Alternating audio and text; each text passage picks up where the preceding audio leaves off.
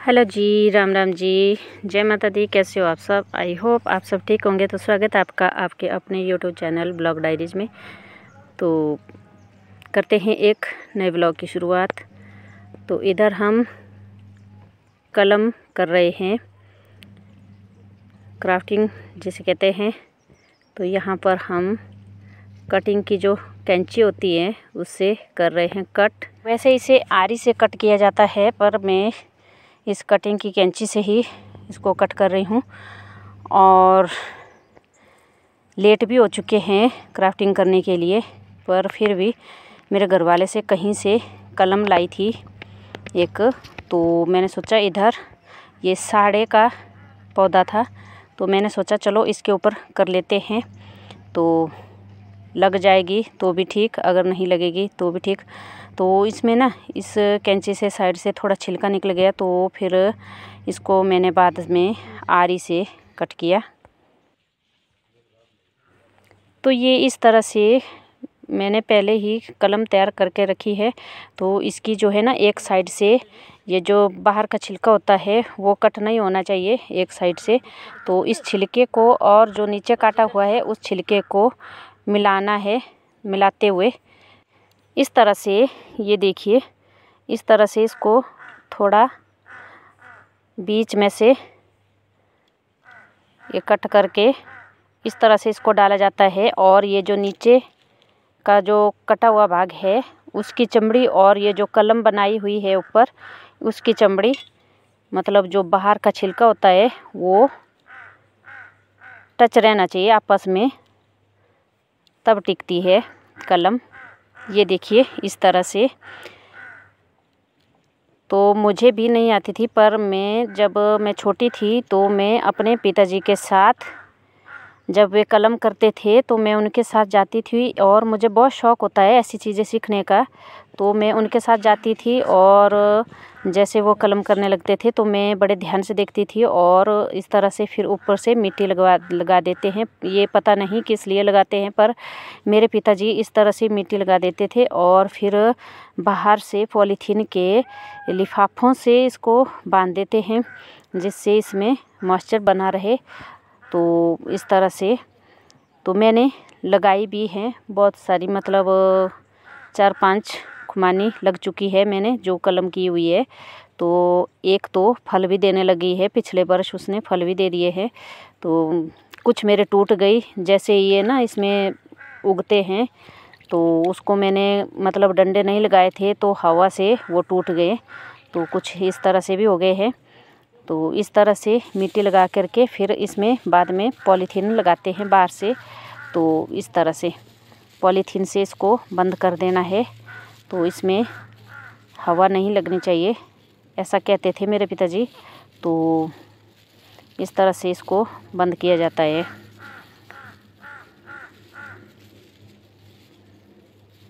ये मुझे पता है कि ये थोड़ी लेट हो गया टाइम, क्योंकि इसको थोड़े पहले लगा देते हैं। क्राफ्टिंग करने का टाइम अब चला गया है, पर फिर भी मतलब जो लोग ये कलमें ले जा रहे थे ना, उन्होंने कहा कि मतलब अभी टाइम है, होगी अब भी। तो मैंने सोचा चलो यहाँ पर एक पौधा है ये साड़े का, तो इसके ऊपर लगा के रखते हैं, देखते हैं मतलब ठीक हो जाती है या नहीं। तो ये मैंने कर लिया इसको बंद, और इस तरह से फिर इसको बांध देना है। तो शाम का टाइम हो चुका है। अब हम यहाँ पर बना रहे हैं आज सिड्डू, और इसके लिए हमने उड़द दाल भिगोने के लिए रख दी है। और यहाँ पर मतलब अब हम आटा गूँध रहे हैं। और आटा गूँधने के लिए हमने मतलब हमारे यहाँ आटा गूँधा हुआ रखा जाता है, और वो जब हम अपनी भाषा में उसको सजेड़ा बोलते हैं। तो वो रखा हुआ था मैंने, तो वो काफ़ी था, पर थोड़ा सा मैंने ईस्ट भी लाया है। तो थोड़ा सा मैं ईस्ट भी डालूँगी क्योंकि थोड़ा जल्दी फूलना चाहिए ये, तो इसलिए मैं इसमें थोड़ा ईस्ट भी डालूँगी। तो ये है, जो कुछ लोग इसको सजेड़ा बोलते हैं, कुछ मलेड़ा बोलते हैं, पता नहीं क्या बोलते हैं इसको।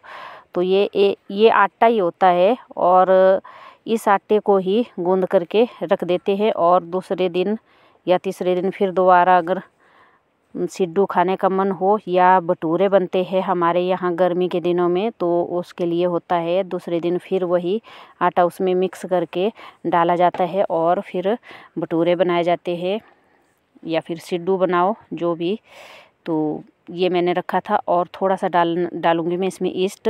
तो ये लाया है मैंने ईस्ट, तो थोड़ा सा ईस्ट भी डालूंगी क्योंकि अभी ठंड बहुत ज़्यादा है तो ये मेरे को जल्दी फूलना चाहिए, तो इसलिए थोड़ा सा ईस्ट डालना ज़रूरी है।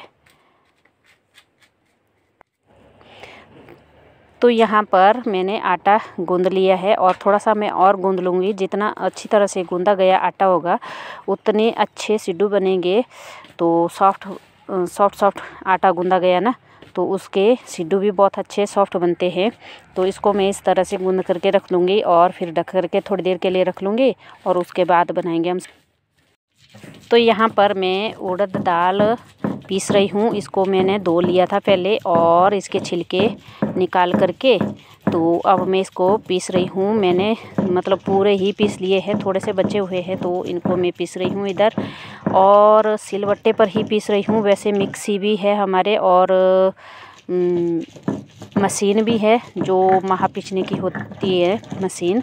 तो पर जो स्वाद सिलबट्टे पर होता है ना, तो वो स्वाद उन मिक्सी में या फिर मशीन में नहीं होता है। इतना स्वाद सिलबट्टे का अपना अलग ही स्वाद होता है। तो इस तरह से मैंने इनको पीस लिया है और सिलबट्टे पर। तो अब बनाएंगे हम इसके सिड्डू। तो इसमें हमने नमक वगैरह डाल दिया है और धनिया जीरा वगैरह डाल दिया है और मिर्ची अभी कूटी जा रही है। तो फिर डालेंगे हम इसमें मिर्ची भी। तो फिर ये बन गया पेस्ट। धनिया और जीरा पिसा हुआ ये, तो ये डाल दिया हमने इसमें। तो ये डाली इसमें हल्दी,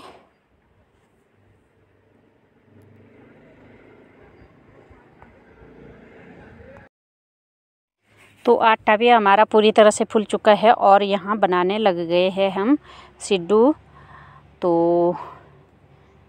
इस तरह से बना रहे हैं हम सिड्डू। इसकी जो साइड होती है उसको पतला पतला करना पड़ता है पहले, तो तब अच्छी बनती है ये।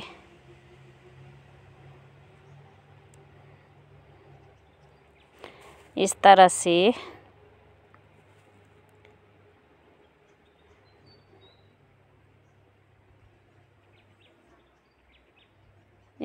बनाई जाती है और गोल भी बनाई जाती है। तो ये हमने कुछ इस तरह से बनाई है। तो ये लीना बना रही है इधर सिड्डू, और मेरे से अच्छे तो ये बनाती है। देखो कितने प्यारे बना रही है और बहुत ही अच्छे बना रही है। मेरे से ज़्यादा सुंदर इसका बना। ये है लीना, ये देखिए कितना प्यारा बना ये सिड्डू। लीना बना रही है। लीना पूरी तरफ चेहरे जल चुकी है चाय के साथ। तो ये हमारे बनकर हो गए हैं सिड्डू तैयार, और मैंने ले लिया है गोल सिड्डू और इसमें हम ले लेंगे ऊपर से घी। तो घी के साथ भी खा सकते हैं और हमने चटनी भी बनाई है और दूध भी उबाला हुआ है, दूध के साथ भी खा लेंगे।